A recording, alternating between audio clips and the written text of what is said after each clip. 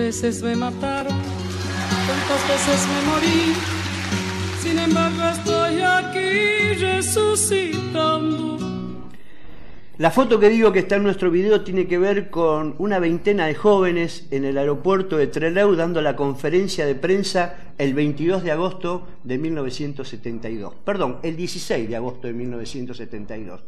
Pero para hablar de Trelew y de agosto del 72 vamos a hacer un pequeño reconto, porque para mí también lo que se produce en Trelew tiene casi que ver con la misma magnitud, pero para otra generación de argentinos, con lo que hizo la dictadura de Aramburu con los bombardeos de Plaza de Mayo. Y ese hecho trágico de septiembre del 55 se vuelve a repetir casi de manera calcada en agosto del 72 en Trelew, casualmente en la base naval Almirante Sar. ¿Y qué es lo que pasa? Bueno, lo que vino pasando con la historia argentina, esto de haber encontrado siempre dos grupos antagónicos, lo que lucharon por la liberación de nuestro país y lo que denominamos el antipueblo, en este caso aparte encarnado en la complicidad civil, en la complicidad eclesiástica y en la complicidad empresaria, un ejército de ocupación que irrumpe en la Argentina en el año 30 con esta sucesión de golpes de Estado.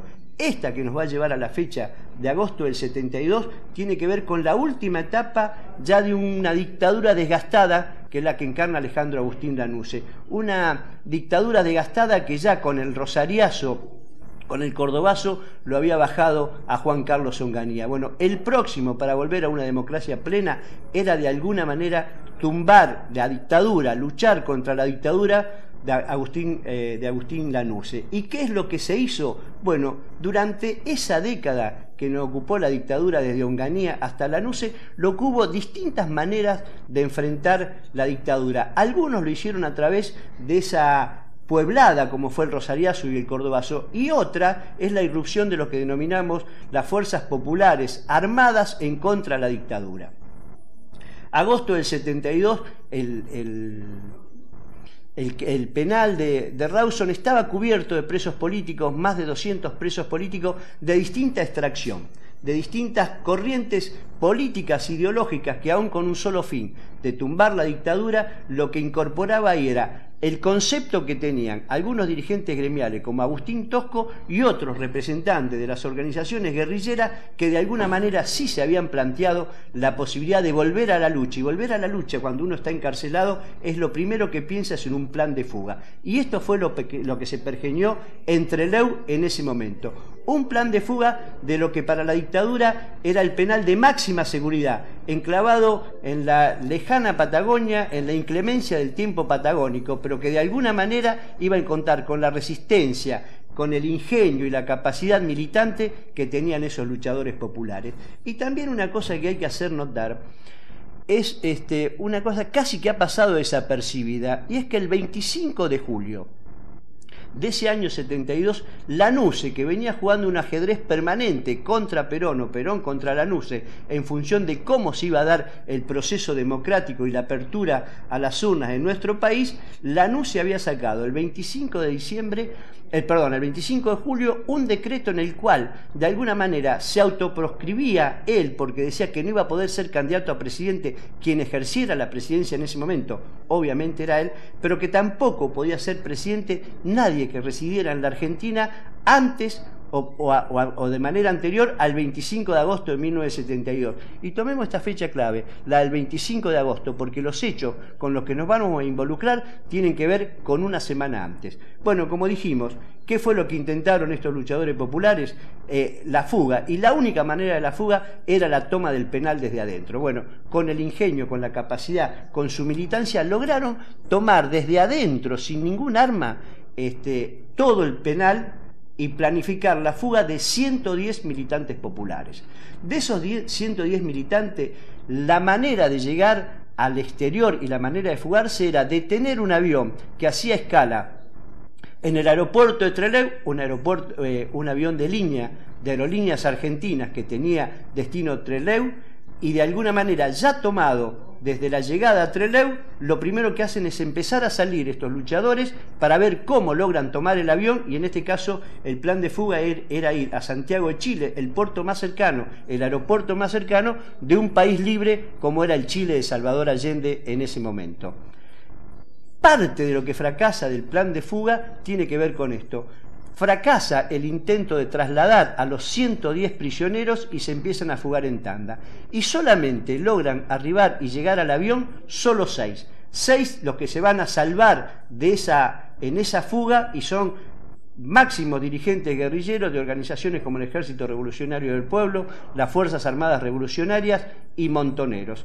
Esos 6 son los que van a lograr fugar en el avión y llegar a Santiago de Chile. El resto, el segundo grupo que sale, son 19 prisioneros que se van en remis, logran pedir algunos remis y trasladarse también del penal tomado al aeropuerto de Trelew. Bueno, esto que vamos a ver ahora tiene que ver con la conferencia de prensa cuando estos militantes populares deciden entregarse al fracasar por no llegar a tomar el avión que los llevaba a Santiago de Chile. Esta es la conferencia de prensa que se da en el aeropuerto de Trelew con 2 voceros, el Indio Bonet del Ejército Revolucionario del Pueblo y Mariano Pujada de la organización Montonero.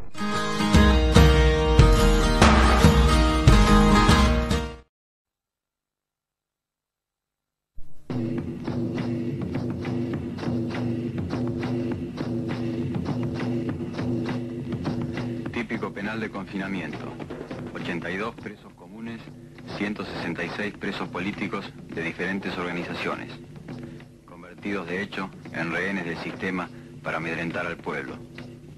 Un comando unificado de las Fuerzas Armadas Revolucionarias, Ejército Revolucionario del Pueblo y Comando de Prisioneros de la organización Montoneros, apoyados desde el exterior, se amotina y luego de dominar 45 carceleros, toma el presidio. 25 guerrilleros, distribuidos en 2 vehículos y 3 taxis, se evaden en 2 tandas y ocupan militarmente el aeropuerto local. Lo cual significa que una serie de cuadros de las distintas organizaciones armadas, Montoneros, FARC, ERP, se van a reincorporar activamente a la lucha. Esto para nosotros ha sido todo un éxito entonces. Aquí, ya que estamos también en la Patagonia, concebimos esta acción, esta lucha, como la continuación de la lucha que libraron todos los obreros rurales, los obreros industriales, que en los años 21 fueron asesinados por el ejército, por la represión.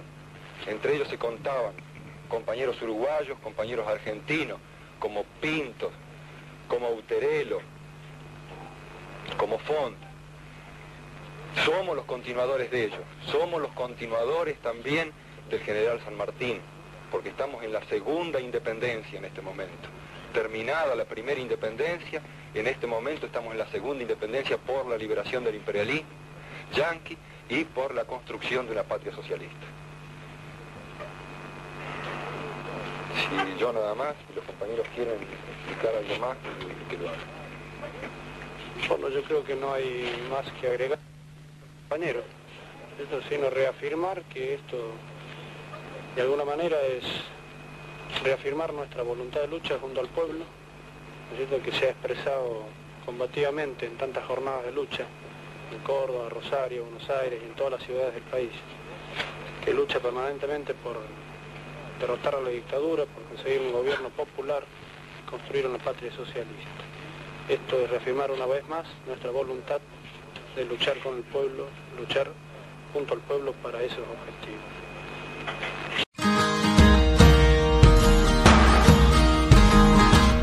El relato de la historia tiene ese lugar y ese momento cuando en el aeropuerto de Trelew, que habían tomado militarmente estos fugados de la cárcel, deciden entregarse porque el avión ya había partido y no tenían ninguna posibilidad de fuga. Deciden entregarse, lo primero que hacen es convocar a la prensa, por eso la conferencia de prensa, lo que hacen es convocar a los médicos para que controlen su estado de salud y lo que hacen es controlar a los abogados, llamar a sus abogados en Buenos Aires para que de alguna manera puedan lograr su rendición y su retorno al penal de Trelew.